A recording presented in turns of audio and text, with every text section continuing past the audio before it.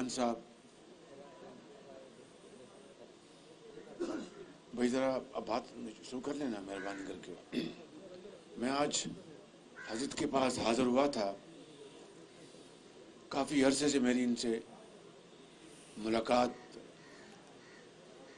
نہیں ہوئی تھی. ہم زوم کے اوپر تو ملتے رہتے ہیں جب ہماری پی ڈی ایم کی میٹنگز ہوتی ہیں،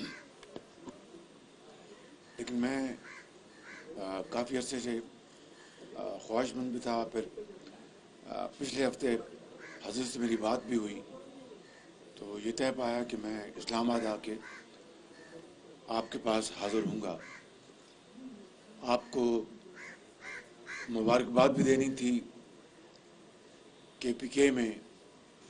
آپ نے پہلے مرحلے میں پی ٹی آئی کو شکست فاش دے کے وہاں پر ان کو غریب اور غربت سے مارے لوگوں کو ان کو دیکھنے کا موقع ملے اور شعور آئے. آج اس کے علاوہ ہماری پی ڈی ایم کے حوالے سے بھی گفتگو ہوئی اور ہم نے مشورہ کیا ہے کہ پی ڈی ایم کا مشاورت کے ساتھ باقی تمام جو پارٹیز ہیں پی ڈی ایم میں شامل 25 جنوری کے آس پاس سربراہی میٹنگ کا اجلاس بلایا جائے، جس میں یقیناً 23 مارچ کا جو پی ڈی ایم نے اعلان کر رکھا ہے مہنگائی مارچ کا، اس کے بارے میں جو تنظیمی امور ہیں اس کے بارے میں گفتگو ہوگی. اور پھر وہاں پر باقی جو ملک کی صورتحال ہے اس کے اوپر بھی مشاورت ہوگی. آج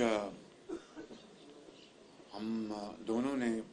مولانا ہمارے امیر ہیں پی ڈی ایم کے، یہ طے کیا کہ اس حکومت کے جو ظالمانہ اقدامات ہیں اور منی بجٹ کے حوالے سے جس کے اوپر کل میری تقریر ہو چکی ہے ایوان میں، اور آج دوسرے جو قائدین ہیں انہوں نے بھی آج اسپیچ کی ہے،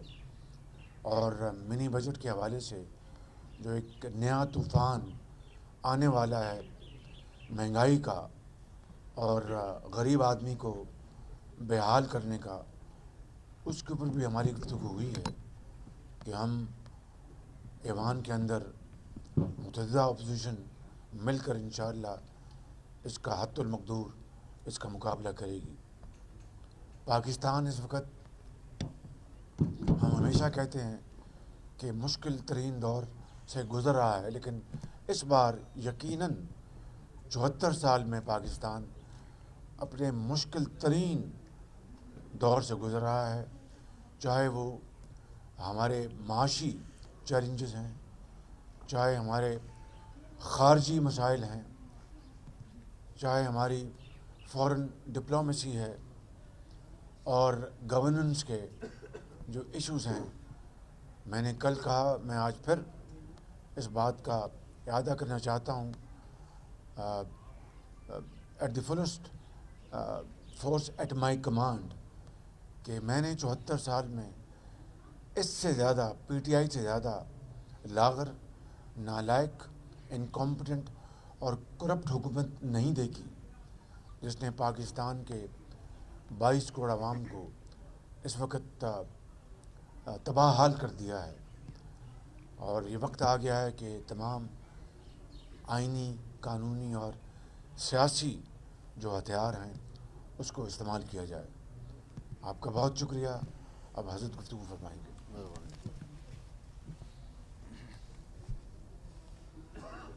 بسم اللہ الرحمن الرحیم. نحمدہ ونصلی علی رسولہ الکریم. ہمارے نہایت قابل احترام جناب میاں محمد شہباز شریف صاحب تشریف لائے ہیں. میں دل کی گہرائیوں سے ان کا خیر مقدم کرتا ہوں، اور کافی عرصے کے بعد براہ راست ہماری میٹنگ ہوئی ہے۔ جو صورتحال میاں صاحب نے بیان کی ہے اور اس وقت جو منی بجٹ پیش کیا جا رہا ہے، جس سے کہ مہنگائی کا ایک نیا طوفان اٹھ کھڑا ہوگا، تعجب کی بات یہ ہے کہ جس حکومت کو اپنے عام غریب آدمی کا احساس نہیں اور بین الاقوامی اداروں کو اور ان کا مفاد ان کو عزیز ہے، ان کے مطالبات، ان کے دباؤ پر قانون سازی کی جا رہی ہے، تو ایسی صورتحال میں 23 مارچ کا لانگ مارچ اور بھی زیادہ ناگزیر ہو گیا ہے، اور اس مہنگائی مارچ میں پوری قوم شریک ہوگی، اسلام آباد کی طرف آئیں گے، اور ہم یہ سمجھتے ہیں کہ آج عوام براہ راست اپنے حق کی جنگ لڑے گی۔ پی ڈی ایم اس کی قیادت کرتے ہوئے ان کی آواز بنے گی، تمام سیاسی جماعتیں ایک پلیٹ فارم پر ہوں گی، اور انشاءاللہ العزیز یہ پاکستان کی تاریخ کا بڑا ایک انقلابی قدم ہوگا جو 23 مارچ کو پورے ملک کی سطح پر اٹھایا جائے گا۔ اس کے ساتھ ہی میں ایک دوسری بات بھی عرض کرنا چاہتا ہوں۔ جناب میاں نواز شریف صاحب کی حکومت میں موٹر ویز کا جال بچھایا گیا، بجلی کی پیداوار میں بہت زیادہ اضافہ کیا گیا۔ چائنا جو ہمارا بڑا گہرا دوست روز اول سے چلا آ رہا تھا، اس کی دوستی ایک اقتصادی دوستی بھی تبدیل ہوئی، اور خدا کر کے سی پیک کا مغربی روٹ ڈیرہ اسماعیل خان تک مکمل ہوا ہے۔ ہم بند کمروں میں افتتاح کے قائل نہیں ہیں، اور نہیں ایسا پروجیکٹ کہ جس کو اس موجودہ حکومت نے تباہ کیا ہے، اور اتنے بڑا پیسہ جو چین پاکستان میں انویسٹ کر رہا تھا، اس کو جس طرح جمود کی طرف دھکیلا ہے، ہم ان کو اس پروجیکٹ کے کسی حصے کے افتتاح کرنے کا حقدار نہیں سمجھتے۔ ہم اعلان کرتے ہیں کہ 5 فروری کو جس وقت یہاں پر اسلام آباد میں کشمیریوں کے ساتھ یکجہتی کا مظاہرہ ہوگا، اس کے فوراً بعد ہم عوامی ریلی کے ذریعے سے ہکلا سے ڈیرہ اسماعیل خان تک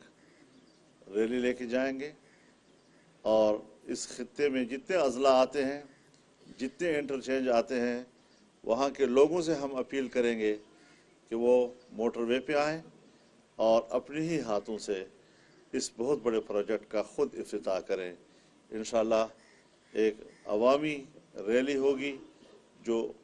5 فروری کو اس کا افتتاح کرے گی۔ اس کے علاوہ 25 جنوری کو انشاءاللہ العزیز پی ڈی ایم کا سربراہی اجلاس ہوگا، جس میں 23 مارچ اور 5 فروری اس حوالے سے جو انتظامی معاملات ہیں اس پر ایک نظر ڈالی جائے گی، اور اس میں اگر جو بھی مشاورت کے ذریعے سے کچھ چیزیں طے ہوں گی وہ آپ کے سامنے لائی جائیں گی۔ لیکن ساتھ ساتھ ہم اس بات پر بھی غور کر رہے ہیں کہ اس حکومت کو فوری طور پر رخصت کرنے کے کیا کیا آپشنز ہو سکتے ہیں۔ پی ڈی ایم کے اجلاس میں اس پر بھی غور کیا جائے گا تاکہ حجت تمام ہو جائے۔ ہم سیاسی جماعتوں سے بھی کہنا چاہتے ہیں، اور حکومت کے ساتھ جو اتحادی جماعتیں ہیں، انہوں نے کس امید کے ساتھ اس حکومت کے ساتھ اتحاد کیا تھا حکومت بنانے میں، لیکن انہیں اعتراف کر لینا چاہیے کہ वो इत्तेहाद कौम के फ़ायदे में साबित नहीं हुआ। हम उनको भी अपील करते हैं कि वो अब मुल्क की मफाद के लिए सोचें, गरीब आदमी के लिए सोचें, मुल्क को बचाने के लिए सोचें, वरना ये जो इस वक्त मिनी बजट की सूरत में हो रहा है और या स्टेट बैंक को इख्तियारात देने के नाम पर उसको भी इख्तियार किया जा रहा है और IMF से उसको वाबस्ता किया जा रहा है, तो ये तो एक आज़ाद रियासत पाकिस्तान को दोबारा कानूनी बनाने की तरफ हम जा रहे हैं। हम इमरान खान और उसके रजीम को ये हक़ नहीं देते कि वो पाकिस्तान की एक आज़ाद रियासत को दोबारा कानूनी बनाए और गैर मुल्की इदारों के रहम करम पर हमें छोड़ें। हम अपनी मईशत को आज़ाद रखना चाहते हैं और हमारी कौम मेहनती कौम है, वो मुल्क की मईशत की बेहतरी में एक बहुत बड़ा किरदार अदा कर सकती है, लेकिन क़यादत जो है वो भी इसकी अहल हो कि वो आवाम की उमंगों पर पूरा उतर सके। मैं इन 2-3 बातों के साथ एक बार फिर जनाब मियां शहबाज शरीफ साहब का शुक्रिया अदा करता हूँ और इंशाअल्लाह अगले इक़दामात से जब होंगे आपको आगाह करेंगे। ये बताएं कि आपने जैसे आईनी कानूनी हैसियत की बात की है, तहरीक आज़म एतमाद ला रहे हैं मियां साहब, तहरीक आज़म एतमाद के हवाले से बात हुई है, आप क्या कहेंगे? जी बिल्कुल, हज़रत से इसके ऊपर बात हुई है और यही तय पाया है कि PDM का जो अगला सरबराह इजलास होगा उसमें ये बतौर एजेंडा आइटम होगी बात और उसके ऊपर भरपूर मुशावरत के बाद फैसला दिया जाएगा इंशाअल्लाह। मौलाना साहब ये फरमाइएगा, आपने ऑप्शंस की बात की हुकूमत को घर करने के हवाले से, क्या आप पर उम्मीद है कि जिस तरह खैबर पख्तूनख्वा में वो न्यूट्रल रहे हैं, इन ऑप्शंस के इस्तेमाल के दौरान वो न्यूट्रल रहेंगे और आप कामयाब हो सकेंगे? मेरे ख्याल में इस हकीकत को तस्लीम किया जाना चाहिए कि जिन इदारों से हमें शिकायत थी कि उनकी मुदाखलत से 2018 का इलेक्शन कबूल नहीं किया जा सका और जहां एक नालायक और नाजायज़ हुकूमत को तस्लीम न करने की बात हो रही थी, वहां इदारे भी तनकीद की ज़द में आ रहे थे, जो मुल्क की सियासत के लिए कोई अच्छी अलामत नहीं है। आज जब KP में बल्दियाती इलेक्शन का पहला मरहला हुआ और हमने देखा कि कोई इदारा जो है वो इलेक्शन के पोलिंग स्टेशंस पर या गिनती के दौरान नज़र नहीं आया, तो फिर आपने देखा कि उसके नताइज फिर क्या सामने आए हैं। तो हम आइंदा भी यही तवक्को रखते हैं,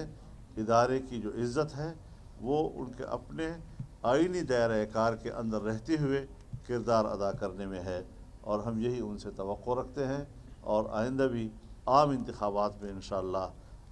यही रिवायत अगर मुस्तहकम हो गई और बरकरार रही तो आप देखेंगे कि मुल्क के सियासत के और इंतखाबात के नताइज क्या होंगे। मौलाना साहब ये बताइएगा कि इलेक्शन कमीशन ने दूसरे मरले के इंतखाबात में फौज को तलब कर लिया, आपने कहा गिनती में वो नहीं थे तो कोई असरअंदाज नहीं हुआ, अब क्या उम्मीद है आपको? मेरे ख्याल में वो जो फ़ौज को तलब करने वाली बात है हम मुस्तरद करते हैं। इलेक्शन कमीशन ग़ुलाम मत बने, वो आज़ादाना इलेक्शन की ज़िम्मेदारी ले। इस वक्त भी वहाँ पर इंतज़ामी तब्दीलियाँ लाई जा रही हैं, डिप्टी कमिश्नर्स को तब्दील किया जा रहा है, प्रिजाइडिंग ऑफिसर को तब्दील किया जा रहा है, नए नए लोगों को इमरजेंसी में तैनात किया जा रहा है और तहसील लेवल पर असिस्टेंट कमिश्नर्स को, पुलिस के अफसरान को, ये सारा इब्तिदा करना है कि अपनी मर्ज़ी के नताइज हासिल कर सकें। इसकी इजाज़त नहीं दी जाएगी और सख्त मुज़ाहमत की जाएगी। लिहाजा इलेक्शन कमीशन वो अपने आप को मुतनाज़ा मत बनाए। मुकम्मल अमन व अमान है और पूरे सूबे में इंतखाब हुआ और अमन व अमान के हवाले से मिसाली रहा है। इंशाअल्लाह ऐसी नौबत नहीं आएगी। आपका सबका बहुत बहुत शुक्रिया, बहुत मेहरबानी। बहुत शुक्रिया।